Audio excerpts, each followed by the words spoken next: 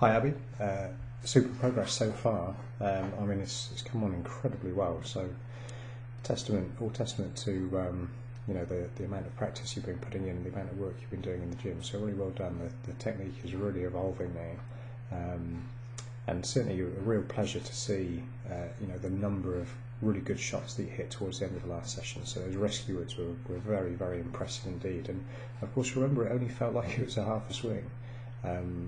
From my perspective, there was still plenty of length in the swing, but from your end it felt like you were almost chipping the ball.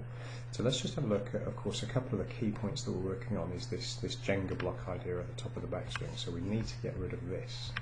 So you see that the spine, the Jenga block is tilting slightly, and of course from there, very difficult to get the correct spine angle back into the ball. As soon as this left hip, as soon as the pelvis, we experience this lateral shift, or this pelvic drift.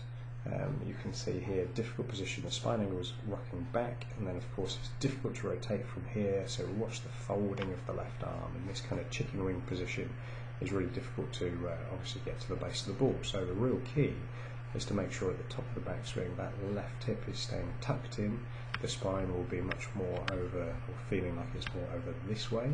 And then of course you have plenty of width in the swing there, and then of course from here with the spine much more neutral as we strike the ball, we can rotate, we can turn through. We're only going to finish to this position, but of course the hands are going to be far wider. So that's the key, making sure we've got that nice neutral spine position. Really work on it with a club, without a club, but certainly without a ball, but we need a mirror really to make sure we manipulate this position to get it right. We need that neutral spine as you're striking the ball, and that's going to allow us to turn and get the width. But again, we're not following through past this point, so it's very wide, but it's just to this point and no further. But excellent progress so far.